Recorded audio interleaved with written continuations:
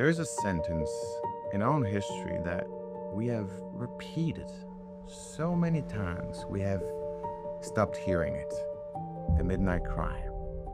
We say it the way you say a date carved on a stone. I think that happened the summer of 1844, the camp meeting, the rider with a message based on time, the lambs trimmed, the bridegroom expected, and then the silence and the bitterness of the little book eaten almost to its core.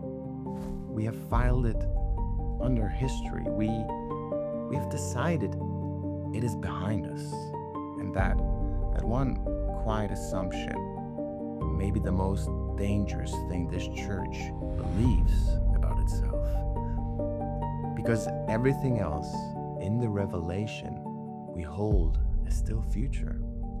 The mark, the seal, the loud cry, the shaking, the personation. We would never say the seal of God is behind us. We would never say the letter rain already fell and we missed it. So why have we said it about the midnight cry? I want to put one sentence in front of you tonight. And I wanted to ruin your sleep a little, in the way that the right sentence sometimes should. The midnight cry of 1844 was not the fulfillment, it was the application. And application, as my work shows, is not completion. Let's return to a principle established long before tonight, one that was written down but perhaps forgotten by those who originally agreed to it.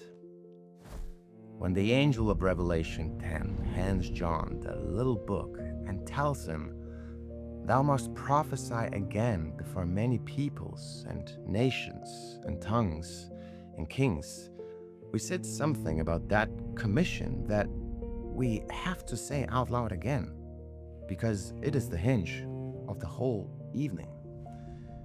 That commission had its application in 1844. It did not have its completion. The Millerite movement received the commission. It did not exhaust it. The prophesy again still runs ahead of us into the loud cry that is still future. We conceded that. We built on it. And here is what we did not notice we had done. The moment you grant that principle to Revelation 10, you have granted it to the parable that stood at the very heart of the 1844 movement, the parable of the 10 virgins. While the bridegroom tarried, they all slumbered and slept. And at midnight there was a cry made, "Behold, the bridegroom cometh, go ye out to meet him." The founders read that midnight cry as 1844, the great Second Advent proclamation that the hour had struck, the bridegroom was at the door. The cry went out, and the virgins trimmed their lamps. And then the bridegroom tarried, and the day passed without the appearance they expected. And the book was sweet in the mouth and bitter in the belly. Now, answer your own objection before it forms. Is the 10 virgins the single exception in all of Scripture, the one prophecy that alone among them all was completely finished in the 19th century, while everything around it waits for the final generation? The 4 horsemen wait, the 7 thunders wait, the loud cry waits, the mark waits, the seal waits, the personation waits, and the parable that defined the movement that saw all of this, that one alone is finished? No, it obeys the pattern. It had its application in 1844. It receives its fulfillment now. Why must there be a midnight cry at all? Why isn't the Sabbath test enough? Look at how Scripture marks the remnant. Not one sign, but two. They keep the commandments of God and have the testimony of Jesus. The first is the worship test, the true Sabbath against the false. It is universal. Every soul will face it. The whole race is sorted on it. But the second, the world can never face because it does not have it and cannot fake it. The testimony of Jesus. And Scripture is plain. The testimony of Jesus is the spirit of prophecy. So follow the logic. A worship test cannot test for the spirit of prophecy. You can keep the Sabbath with no oil at all. To prove a people has the oil, you need another test. One only a sealed soul could read, a test based on time. This is what the oil does. Wise and foolish look the same by daylight. Same lamps, same waiting. You cannot tell them apart, and neither can they. Until the cry, the wise had the oil, the foolish had none.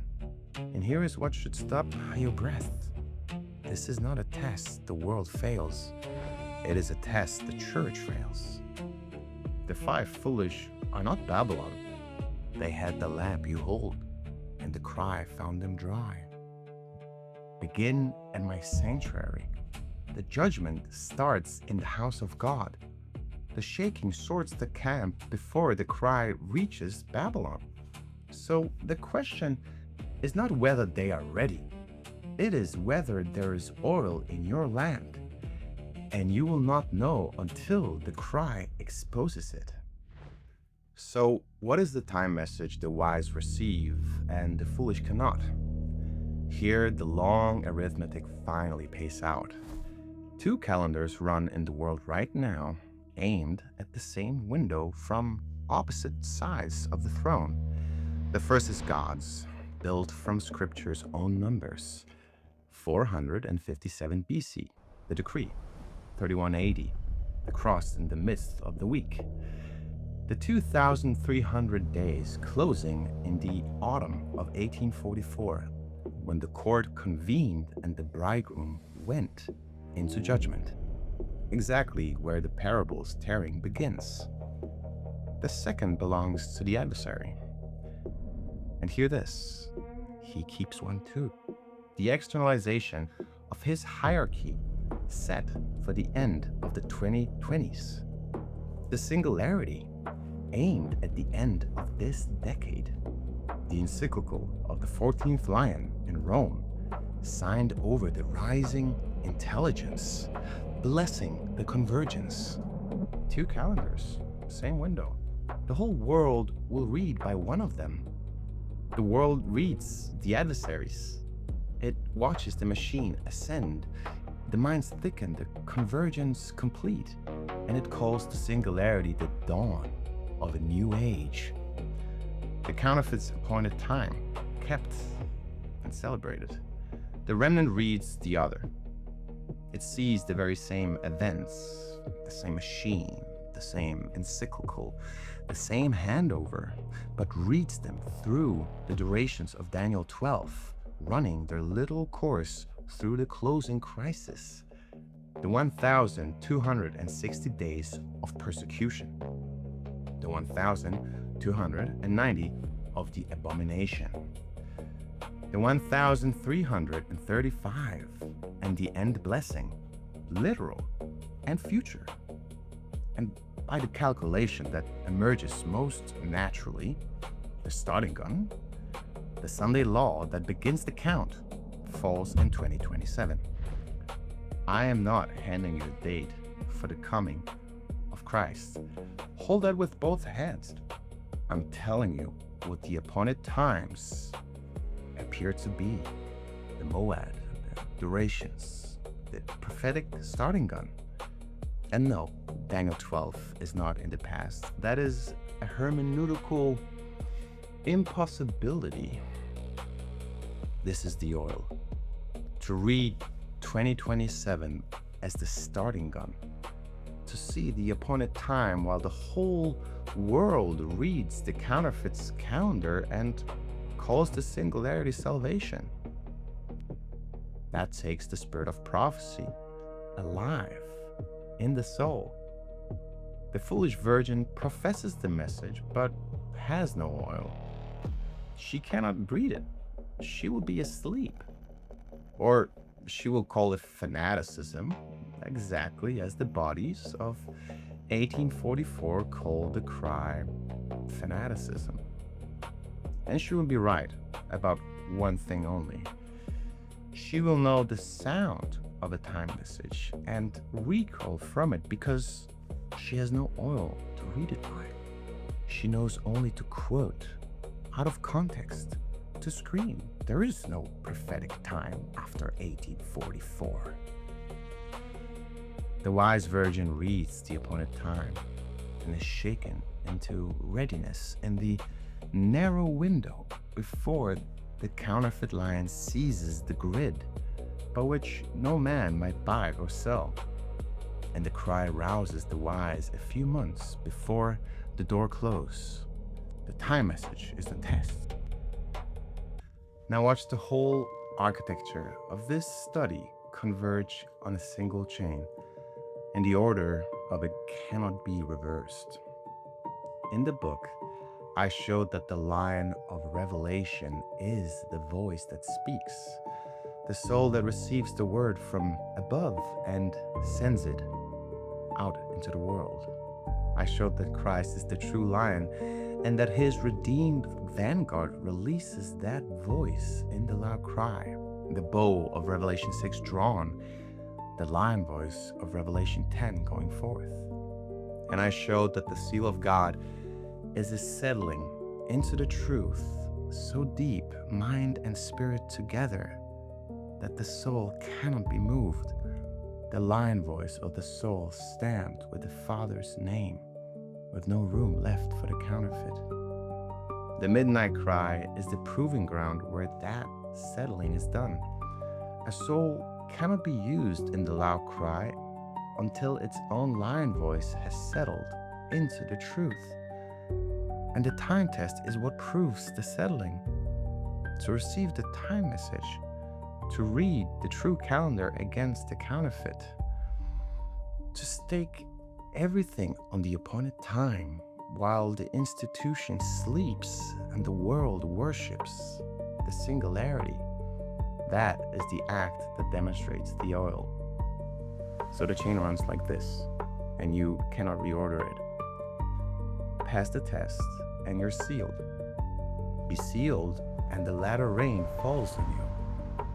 Receive the rain, and you are sent into the loud cry, the lion voice that calls the honest out of Babylon. The midnight cry is not merely a warning. It is the qualifying exam for the latter rain. It is the gate. Those who pass through it in the shaking are the ones the rain falls upon. Those who fail are the foolish virgins, gone to buy oil while the door is shutting. And do you hear what that means? There is no skipping the gate. You cannot sleep through the midnight cry and wake up inside the loud cry. The whole sequence, the test, seal, rain, cry, runs through the midnight cry as a single hinge.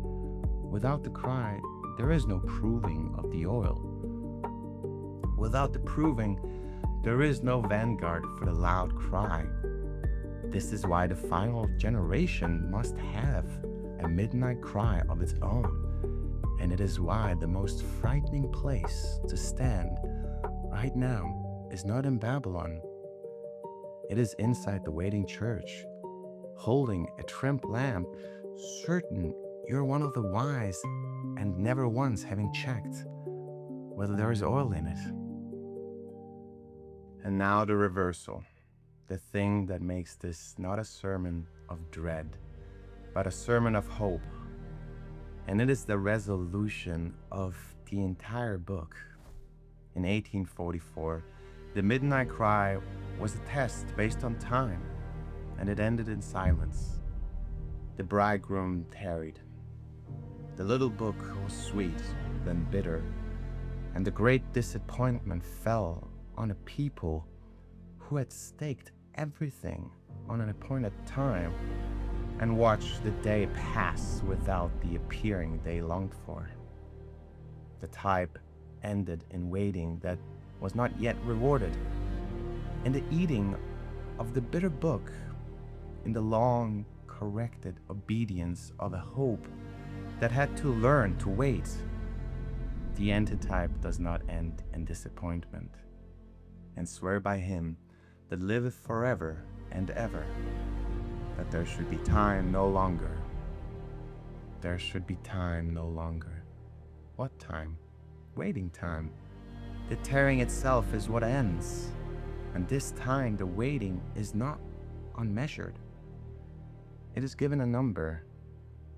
In the text itself, blessed is he that waiteth and cometh to the 1,335 days. Blessed is he that waiteth. The wise virgin waits, not in the darkness of disappointment, but through the measured span of the 1,335 days, for a blessing pronounced on the one who waited and arrived. This is the fulfillment of the parable's midnight wait. The virgin slept while the bridegroom tarried. The wise wake at the cry, and this time, when they have waited through the appointed span, and the tarrying does not end in silence, it ends in a voice. And the content of that voice is the one thing no man has ever been permitted to know, and the one thing the whole controversy has reserved to a single moment and a single speaker: the day and the hour of the coming of the Son. Here the whole structure locks, and it ironically locks on the very verse that has always been used to forbid the setting of dates. But of that day and hour maketh known no man, no, not the angels of heaven, but the Father only. Read it with full attention to what it actually says. It does not say the day and the hour are forever unknowable. It says the day and the hour are the Father's alone to make known.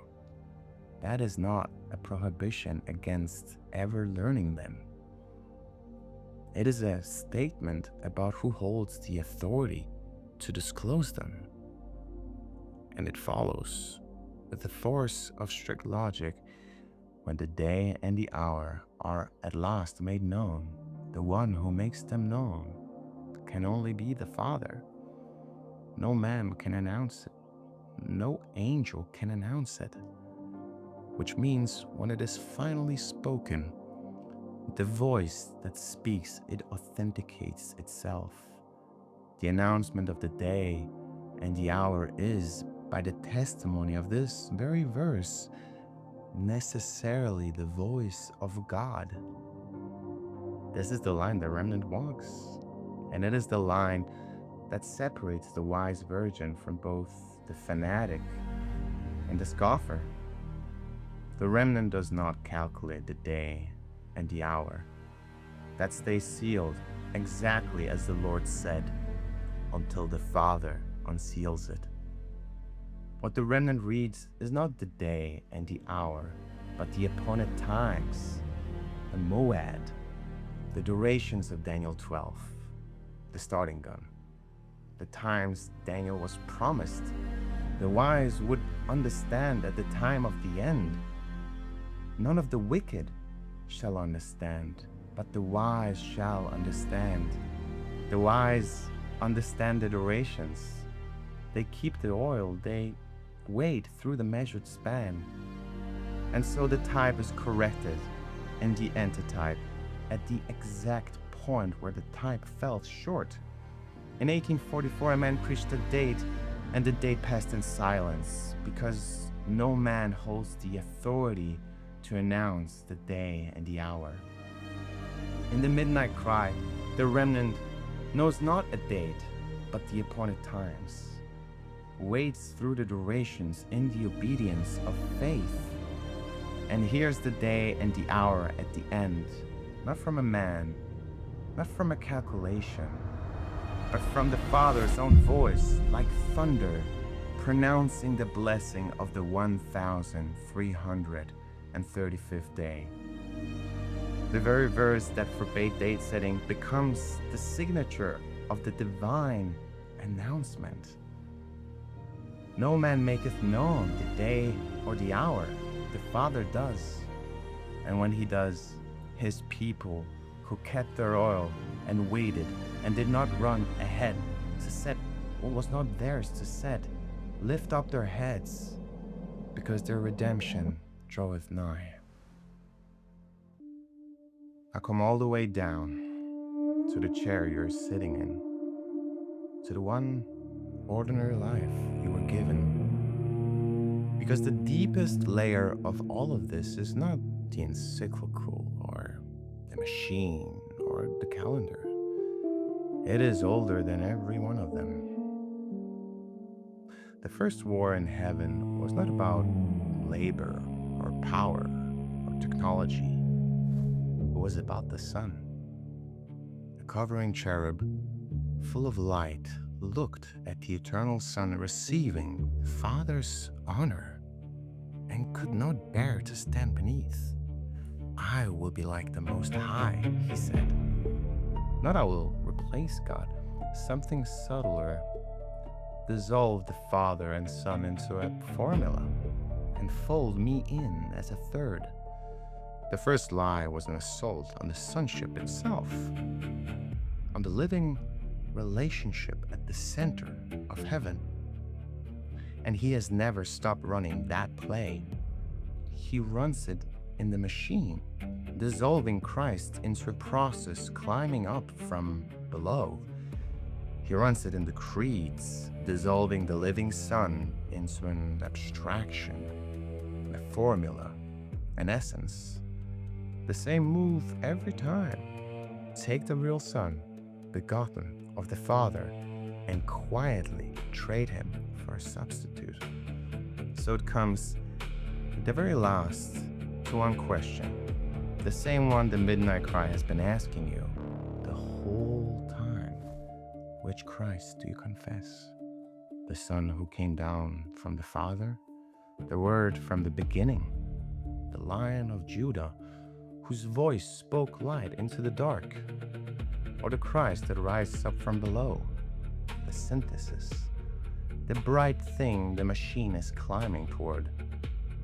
Hear the witnesses of our own house, Andrews and White, pioneers of this movement, confessed the literal, begotten Son against the Athanasian formula. And they were not careless men. To them, the Trinity Creed was the very form of Lucifer's rebellion.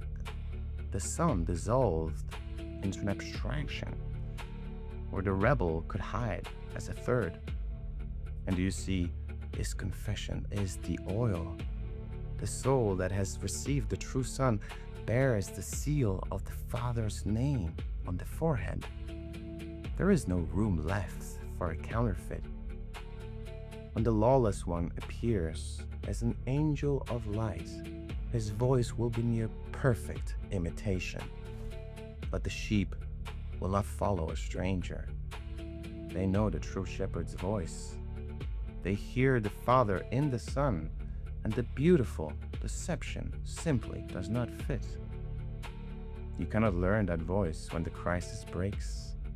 You must know him now, in the quiet of these ordinary days, for this is life eternal, to know the only true God and Jesus Christ whom he has sent. The test is upon us. The oil is the spirit of prophecy, truly alive, able to read the appointed time. The proving ground is this time message that sorts the sanctuary before the loud cry goes to the world. The qualification is the settled lion mode that passes the test, receives the rain, and becomes God's earthen vessel. And the reward this time is not a disappointment, but a voice, the Father's own, pronouncing the blessing of that day, making known the day and the hour no man and no angel was ever permitted to make known.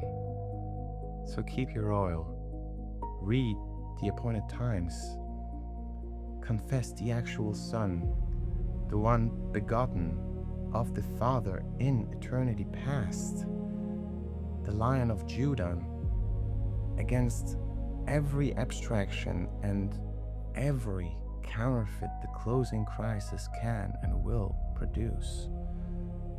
Wait through the durations in the obedience of faith, and do not run ahead to set what is not yours to set. The window in which this is still yours to settle is shorter than this church has let itself believe. The encyclical is written, the machine is climbing, and the grid is nearly closed. And by the calculation that emerges most naturally, the starting gun is no further than next year. The court is in session. The advocate is still pleading. The sanctuary is being sorted, first beginning at the house of God. And when the cry tears through the midnight sky, behold, the bridegroom cometh, go ye out to meet him. For this time the tearing ends, the Father speaks, and the bridegroom comes. And the long, bitter night of our disappointment is swallowed up forever. No more tears, no more delay, only the land of milk and honey, where the taste is finally, eternally sweet.